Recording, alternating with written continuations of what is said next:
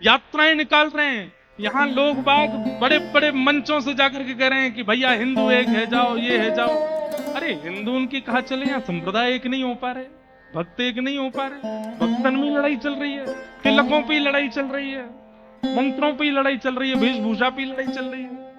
क्या श्रीमद रामानुजाचार्य जी का विरोध नहीं हुआ? क्या रामानंदाचार्य जी का विरोध नहीं हुआ? क्या कबीरदास, अरे औरों की छोड़ो, तुलसीदास जी का विरोध नहीं हुआ? मीराबाई का विरोध नहीं हुआ?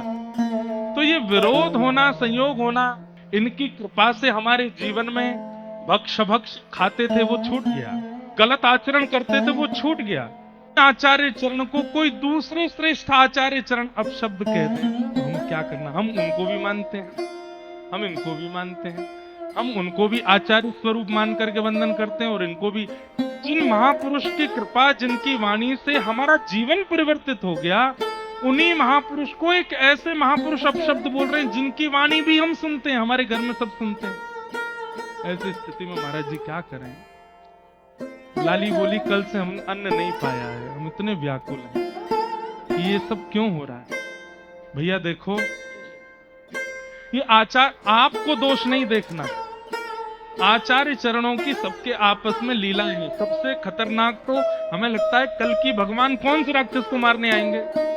सतयुग में भगवान आए हिरण्यकश्यप हिरण्याक्ष को मारने, त्रेता में भगवान आए रावण कुंभकर्ण को मारने, द्वापर में भगवान आए शिशुपाल दंतवक्र को मारने, कलयुग में भगवान आएंगे टेलीफोन और इंटरनेट को मारने। सबसे गंदे हैं ये।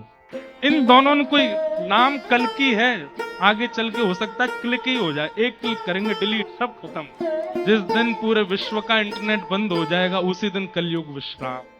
आपसे हमारी प्रार्थना है कल को कितने भी श्रेष्ठ आचार्य चरण अगर किन्हीं महापुरुष के बारे में कुछ ऐसा बोल दे रहे हैं, आप उसको केवल आपसी विनोद समझो, उसको ज्यादा हृदय पर लेकर के आपको क्यों करना है चयन, कौन श्रेष्ठ कौन अश्रेष्ठ? आपके लिए सब श्रेष्ठ होने चाहिए।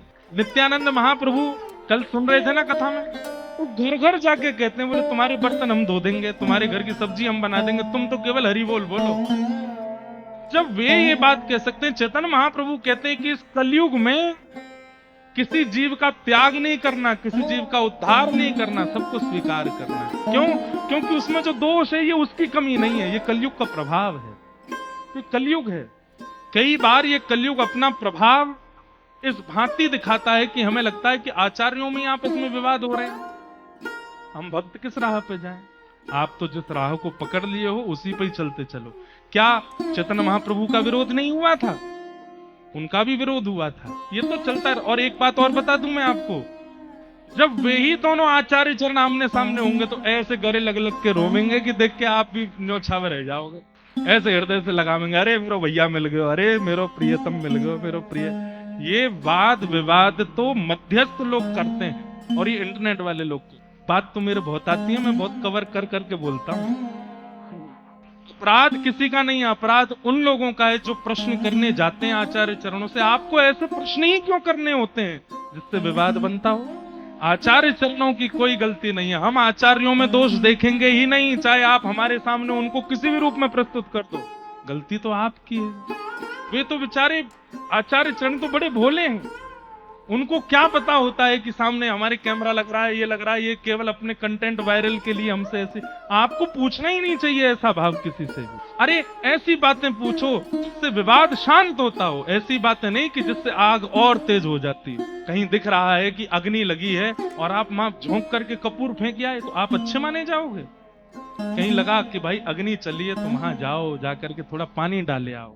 वैष्णव का स्वरूप है वो विवाद को और तीव्र नहीं करता, विवाद को शांत करता। इसलिए हमारी आपसे प्रार्थना है, बीवी किन्हीं भी आचार्य चरणों के समीप जाइए, हमारे पास भी आइए, हमसे भी किसी और की बातें मत कहिए। कई लोग बोलते हैं महाराज जी आपसे पहले वो वाले महाराज जी आए थे, वो तो ऐसा ऐसा कह रहे थे, उन्होंने तो ऐसा ऐसा कहा। आपको क्यों दोनों के बीच में चिंगारी डालनी है?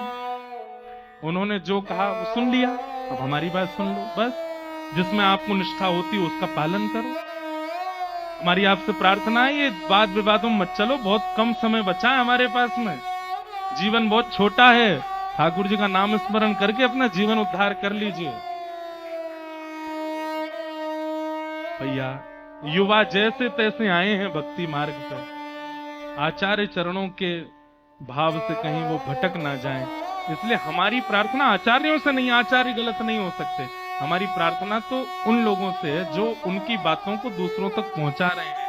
कृपा कर ऐसी भावनाएं पहुंचवाइए जिससे वैष्णव और प्रगाढ़ हो, जिससे हमारे चित्त में और भक्ति प्रबल हो। दो आचार्य चरण लड़ लें आपस में, ऐसी भावनाएं क्यों प्रकट कर रही?